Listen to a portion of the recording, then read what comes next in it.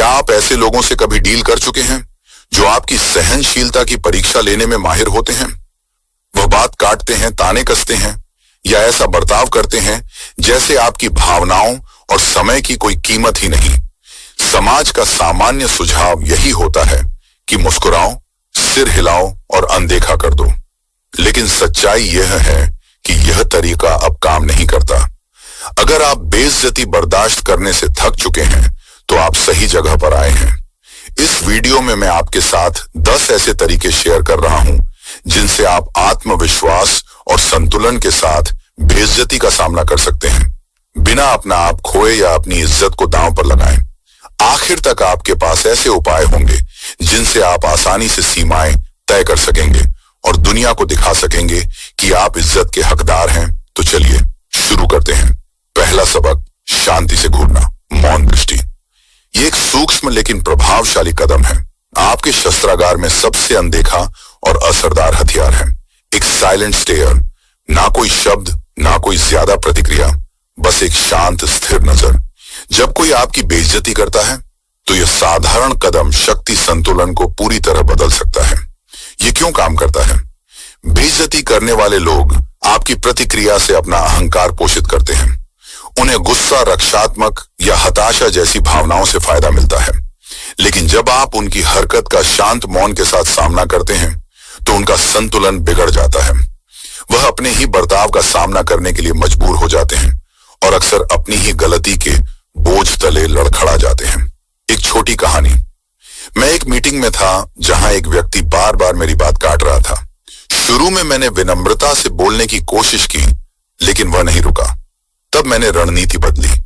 मैं कुर्सी पर पीछे की ओर झुक गया, अपनी बाहें क्रॉस की और उसकी आंखों में चुपचाप बिना पलक झपकाए देखने लगा। ना कोई भाव, बस शांत अवलोकन। कमरे में माहौल बदल गया। वह हक लाया, अपनी बात का सिलसिला खो दिया और सबसे बड़ी बात, मीटिंग के बाकी समय में उसने मुझे और नहीं टोका। उस मौन दृष्टि ने वह कर दिखाया जो शब्द नहीं कर सकते थे। इज्जत की मांग इस तरीके की खासियत, यह सिर्फ सामने वाले को असहज करने का जरिया नहीं है, बल्कि यह आपको भी याद दिलाता है कि आप किसी को भी अपनी भावनात्मक प्रतिक्रिया देने के लिए बाध्य नहीं है। मौन दृष्टि सिर्फ एक उपकरण नहीं है, ये एक घोषणा है। मैं खुद की इतनी इज्जत करता हूं कि तुम्हारे खेल में शामिल नहीं होऊंगा। दूसरा सबक, खुद को समझाने की आदत छोड़ें। खुद को समझाना बंद करें। आइए एक ऐसे जाल के बारे में बात करते हैं जिसमें हम में से कई लोग फंस जाते हैं। खुद को समझाने की जरूरत। आप कोई फैसला लेते हैं और अचानक आलोचकों की भीड़ जमा हो जाती है। तुमने ऐसा क्यों किया, या क्या तुम्हें लगता है कि यह सही फैसला है? सच्चाई यह है, आपकी जिंदगी कोई अदालत नहीं है और आपको अपने फैसलों का बचाव किसी के सामने करने की जरूरत नहीं, खासकर जब उनके सवाल जिज्ञासा से ज्यादा जजमेंट से भरे हों। लोग सवाल क्यों करते हैं? क्योंकि आपकी आजादी उनकी सुविधा को चुनौती देती है, लेकिन उनकी असुविधा आपकी जिम्मेदारी नहीं है। जब आप खुद को समझाते हैं, आप शक्ति सौंपते हैं और आगे की जांच पड़ताल का न्योता देते हैं। जितना आप अपनी बात को सही ठहराते हैं, उतना ही आप उन्हें अपने रास्ते पर सवाल उठाने की अनुमति देते हैं। एक उदाहरण, जब मैंने अपने करियर को बदलकर अपने जुनून को अपनाने का फैसला किया तो मुझे बहुत से संदेहपूर्ण सवालों का सामना करना पड़ा। शुरुआत में मैंने सोचा कि अगर मैं उन्हें समझा दूं तो शायद उनकी शंकाएं खत्म हो जाएंगी, लेकिन इसका उल्टा असर हुआ। उन्होंने और सवाल उठाने शुरू कर दिए। आखिरकार मैंने अपना तरीका बदल लिया। जब किसी ने पूछा, तुमने अपनी स्थिर नौकरी क्यों छोड़ी, मैंने बस इतना कहा, क्योंकि मुझे ऐसा करना था, और बात वहीं खत्म हो गई। खुद को समझाने का त्याग यह आजादी देता है। यह कहता है, मुझे अपने फैसलों पर भरोसा है और मुझे तुम्हारी स्वीकृति की जरूरत नहीं। आत्मविश्वास से भरी चुप्पी कभी कभी किसी भी सफाई से ज्यादा ताकतवर होती है। तीसरा सबक, शांति सबसे बड़ा हथियार और रणनीति। कभी कभी बेइज्जती का सबसे ताकतवर जवाब कोई जवाब ना देना होता है। चुप्पी कमजोरी नहीं है, ये एक सोच समझा हुआ फैसला है और ये एक ऐसा संदेश भेज सकती है जो शब्द कभी नहीं भेज सकते। ये क्यों काम करता है? बेइज्जती तब तक फलती फूलती है जब तक आप उसे क्रिया देते हैं। जब कोई आपको नकारात्मकता में खींचने की कोशिश करता है तो वह आपकी प्रतिक्रिया झगड़े या अपने बर्ताव के औचित्य के लिए तरस रहा होता है। लेकिन जब आप उस जाल में फंसने से इनकार कर देते हैं, जब आप उनके शब्दों को हवा में लटकने देते हैं, तो वह अपने ही बर्ताव का सामना करने के लिए मजबूर हो जाते हैं। चुप्पी बेइज्जती को उस ध्यान से वंचित कर देती है जिसकी उसे जरूरत होती है और सामने वाले को अपनी हरकतों के लीपन से जूझने पर मजबूर कर देती है। मैं एक ऐसे इंसान से निपट चुका हूं जिसे मजाक की आड़ में दूसरों पर ताने कसने की आदत थी। एक दिन जब उसने मेरे काम पर एक तीखी टिप्पणी की तो मैंने ना कोई सफाई दी और ना ही पलट कर जवाब दिया। इसके बजाय मैंने बस अपनी भौं उठाई, शांत रहा और कमरे में असहजता को भरने दिया। परिणाम यह हुआ कि वह अपनी बात को संभाल नहीं पाया, बड़बड़ा आया और आखिरकार चुप हो गया। उस पर पल ने सब कुछ बदल दिया। मेरी चुप्पी ने न केवल मेरी ऊर्जा को बचाया बल्कि एक सशक्त संदेश भी दिया।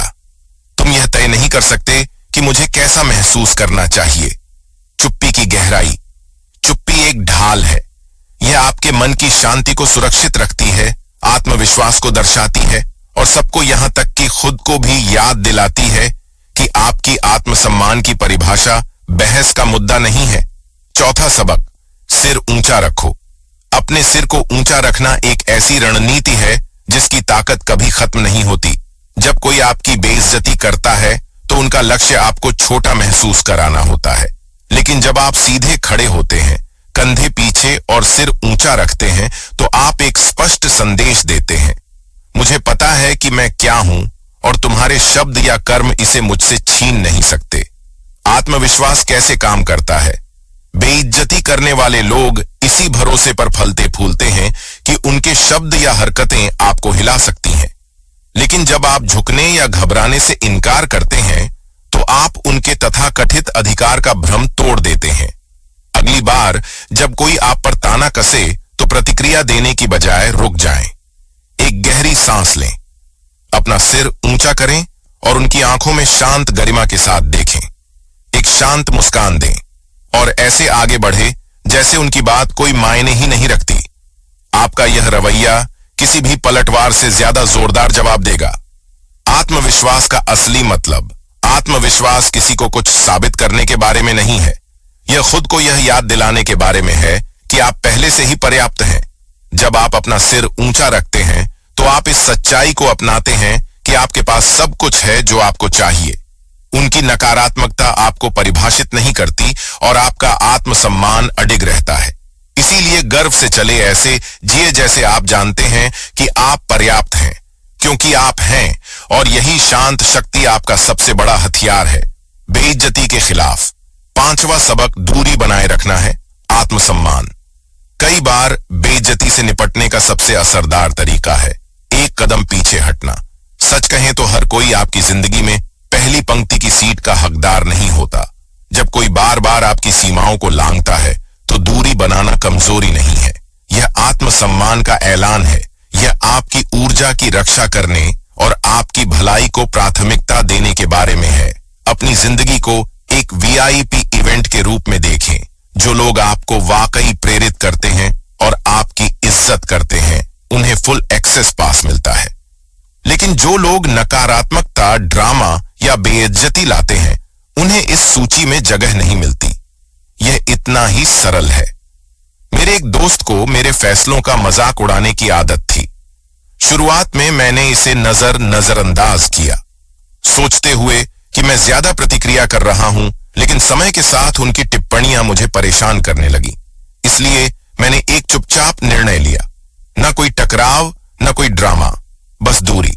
और इसका नतीजा यह हुआ कि मैं हल्का आजाद महसूस करने लगा और मुझे यह एहसास हुआ कि मैं ऐसे रिश्तों का हकदार हूं जो मुझे संवारें गिराए नहीं। सच्चाई अपनी शांति की रक्षा करना स्वार्थी नहीं है, यह जरूरी है। सार्थक रिश्तों के लिए जगह बनाती है। यह एक शक्तिशाली याद दिलाने वाला है कि आत्मसम्मान तब शुरू होता है जब आप तय करते हैं कि आप अपनी दुनिया में किसे जगह देंगे। छठा सबक, सवालों के जरिए ध्यान भटकाएं। जब कोई आपकी बेइज्जती करता है तो यह अक्सर एक सोची समझी कोशिश होती है आपको भड़काने या हावी होने की। लेकिन प्रतिक्रिया करने या रक्षात्मक होने के बजाय स्थिति को पलट दीजिए। उनसे एक शांत और सीधा सवाल पूछे, जैसे आपको ऐसा कहना ठीक क्यों लगता है? आप इससे क्या हासिल करना चाहते हैं? यह क्यों काम करता है? सवाल सामने वाले को रुककर सोचने पर मजबूर कर देते हैं, अक्सर पहली बार उनके बर्ताव के बारे में। बेइज्जती आमतौर पर आवेग से या आदत से होती है, लेकिन जब आप उन्हें खुद को समझाने के लिए मजबूर करते हैं तो आप उनके प्रवाह को रोक देते हैं और बातचीत का नियंत्रण वापस ले लेते हैं।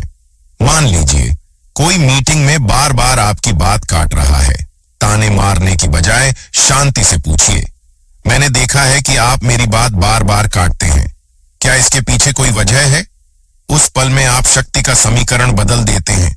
यह ना तो रूखा है और ना ही झगड़ालू, यह सिर्फ यह जताता है कि मैं यहां नियंत्रण में हूं और मैं तुम्हें अपनी सीमा पार नहीं करने दूंगा। सवाल पूछना न केवल तनाव को कम करता है, बल्कि यह दिखाता है कि आप आत्मसंयमित और दृढ़ हैं। 7वां सबक, स्पष्टता के साथ मौखिक सीमा तय करें। कभी कभी बेइज्जती का सामना करने का सबसे अच्छा तरीका है इसे सीधे तौर पर संबोधित करना।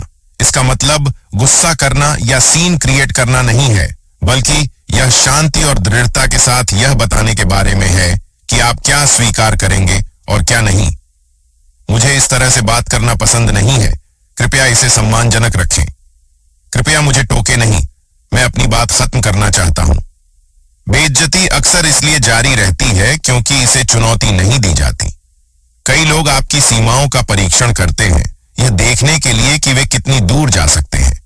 लेकिन जब आप उनके व्यवहार को शांति और स्पष्टता से संबोधित करते हैं तो आप एक सशक्त संदेश भेजते हैं, तुम्हारे कार्य अस्वीकार्य हैं और मैं इसे सहन नहीं करूंगा।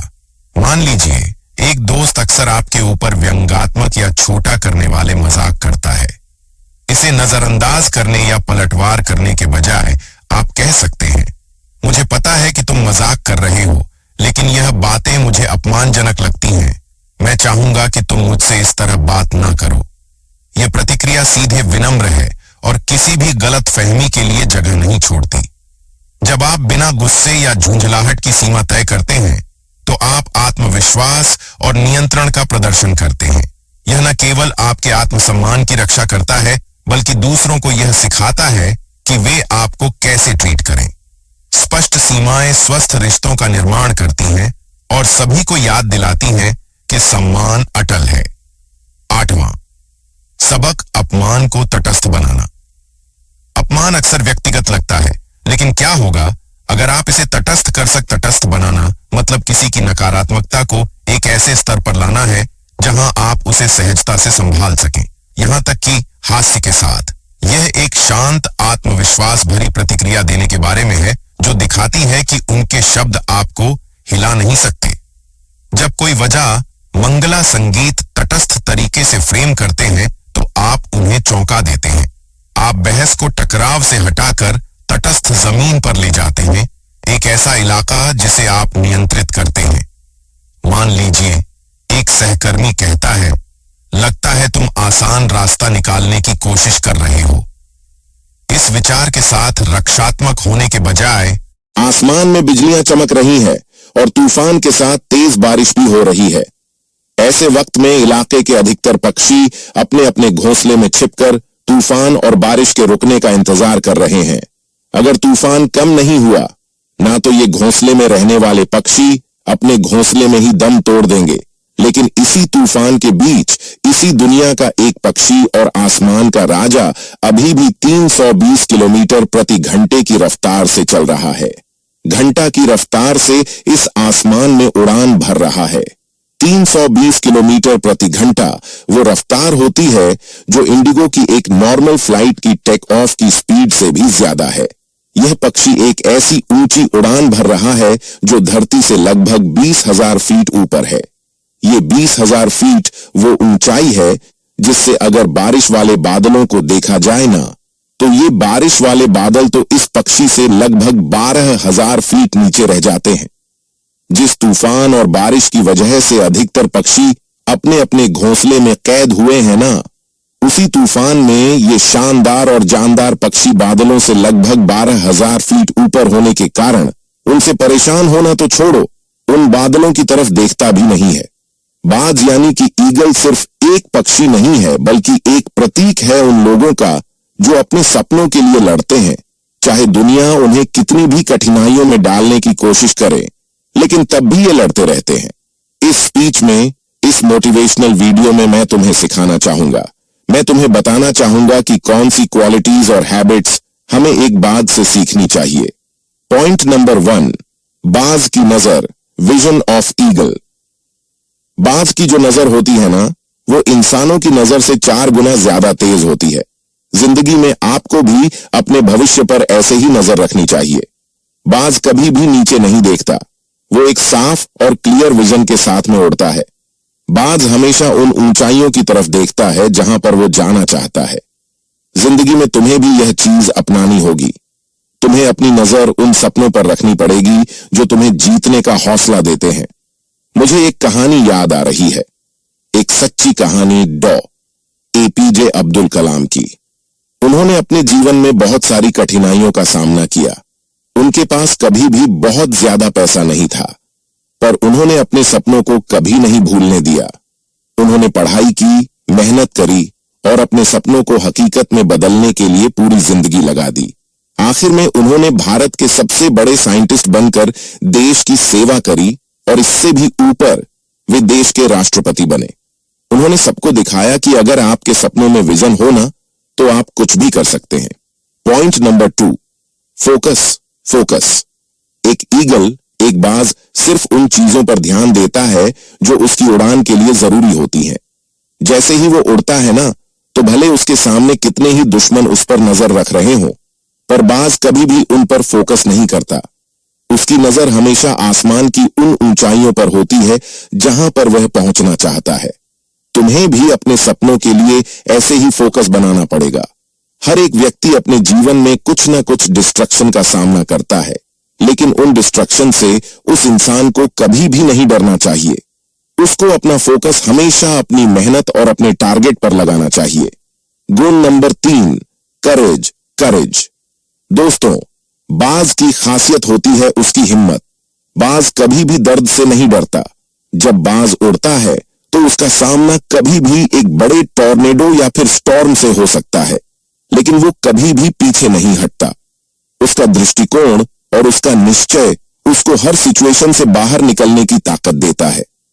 तुम्हें भी अपनी हिम्मत नहीं हारनी है, चाहे कुछ भी हो जाए।